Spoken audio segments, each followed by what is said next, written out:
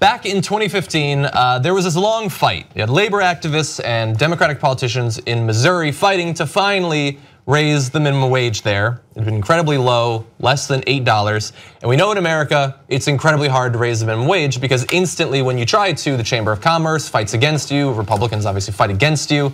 And so they actually did it. They got the raise.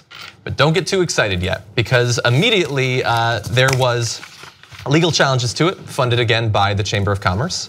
So they initially passed it. It was gonna be $9 an hour that year, then $10 an hour this year, $11 next year.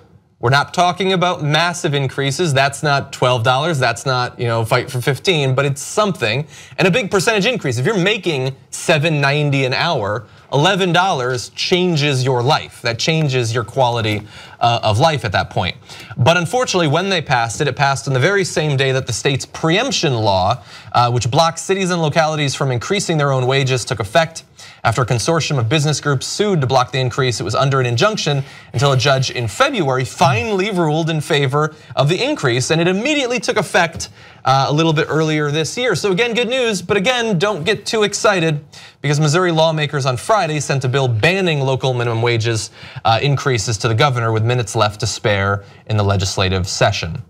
And so you had attempts by Democrats to filibuster that, to do procedural changes to try to stop that from passing before the end of the legislative session, but they were not successful. They're in the minority, and it did actually go to the governor where it's expected to be signed.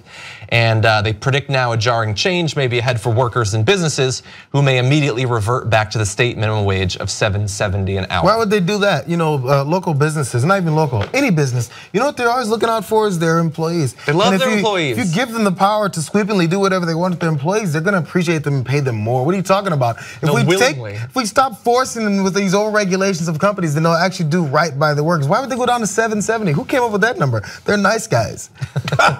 They'll willingly go to 15 an hour. Yeah, they didn't state the nice guy number in the article. Yeah, they did not. Yeah. No. So and of course the businesses always say it's propaganda. Oh, we're going to go out of business if you increase the wages too much. But it's just all you got to do is look at their numbers because they have to report them every quarter, right, by law. So you know how much money McDonald's makes. You can look at every one of those companies, and you know that if you increase the minimum wage, how much it would increase their labor costs. And you know that yes, that would cost them some sum of money. You know where that goes? It goes to you guys. It goes to everybody who works minimum wage. And you know what would happen after that? They would still make billions upon billions of dollars in profits. They all would, right? So they're just saying, hey, why don't the executives get to keep those billions of dollars? Because they'll create more jobs by buying more yachts instead of you guys. No, but if they actually, not only is that wrong morally, it's wrong economically. Because if the woman making $7.70 an hour keeps that, she's gonna spend every nickel of it because she has to for food, clothes. She's not gonna hide it in the Cayman Islands, right? She's not gonna immediately put it somewhere. No, some of it will go to McDonald's actually. And when she spends that money, it gets recirculated in the economy and actually does a world of good for the economy, and much more so than when rich people save that money. Yeah. Okay, and then finally, from my perspective, and we'll all talk it through obviously, but is that just know what you're getting when you vote for a Republican. And it's okay if you say, yeah, I like a really low minimum wage and I don't want people to make too much money, even if they're working their ass off, they're working 40, 50, 60 hours a week, they're working 2 minimum wage jobs. I don't care.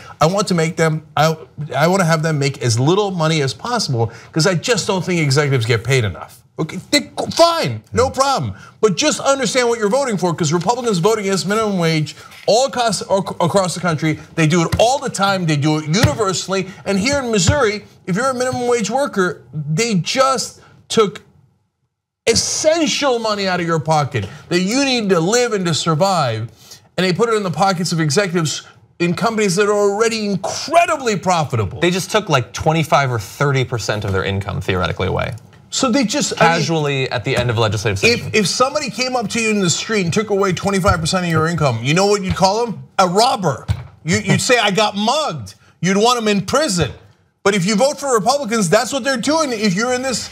And by the way, I don't make minimum wage, but I actually care about people who make minimum wage. They're working their ass off and barely surviving. So if you're in that category or you're a decent human being and you care about folks in that category, Understand what you do when you're voting Republican. I don't care anything else. You say, oh, no, but I don't know, Jesus told me or Yahweh told me.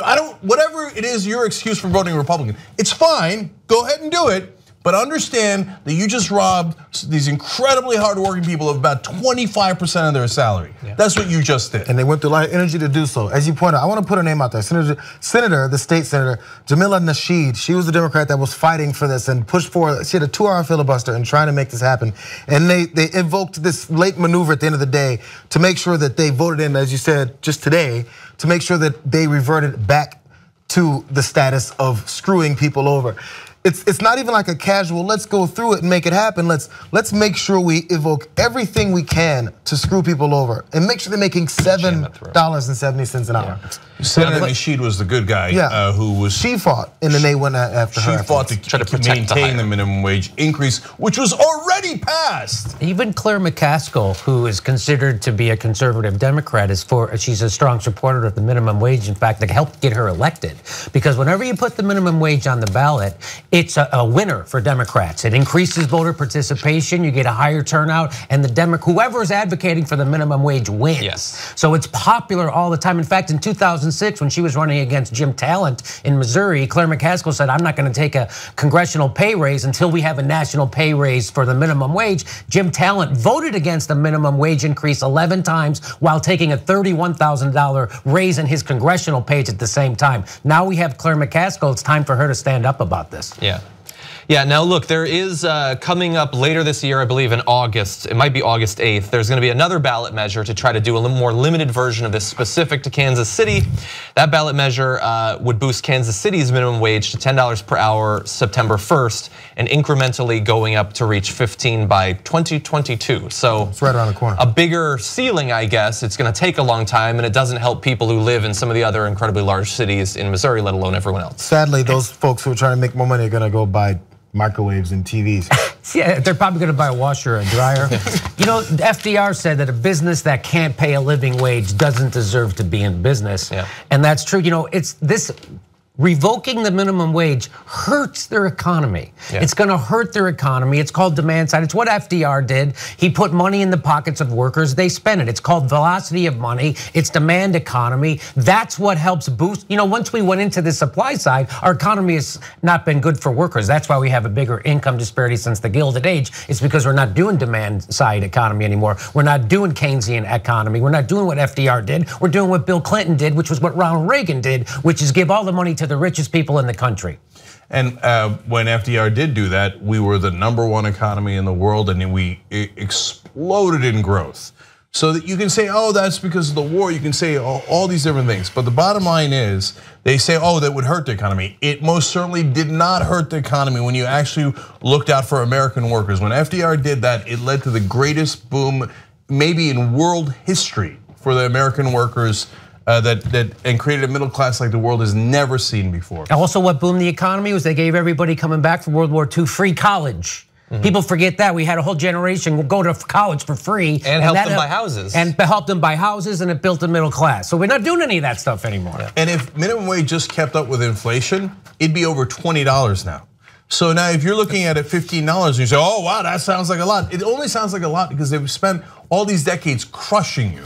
In reality, if it just kept up with minimum wage, it'd be over 20 with inflation, right? And so they just brutalized you. And that's why when you see the charts of American productivity and then American wages, it starts to separate in 1980 when they start doing supply side economics. And the difference between those two things is you worked your ass off, American productivity is still amazing, still fantastic, but you didn't get the wages for it. You know what the difference between those two lines are? $12 trillion. They took $12 trillion from American workers and they moved it to the top, okay? So that's why, like in this Think Progress piece, there's this woman, Betty Douglas, that they followed, and she can't afford to take the bus to work anymore. So you see the vicious cycle? Then they say, oh yeah, bootstraps, but she's working her ass off. And now they shut off her water. She's like, I don't know how I'm gonna get the $50 needed to turn the water back on, let alone pay that bill. My kids don't have enough food, and I no longer have enough money to take the bus to work. And they say, oh yeah, she's getting too much. Oh, for Christ's sake, man.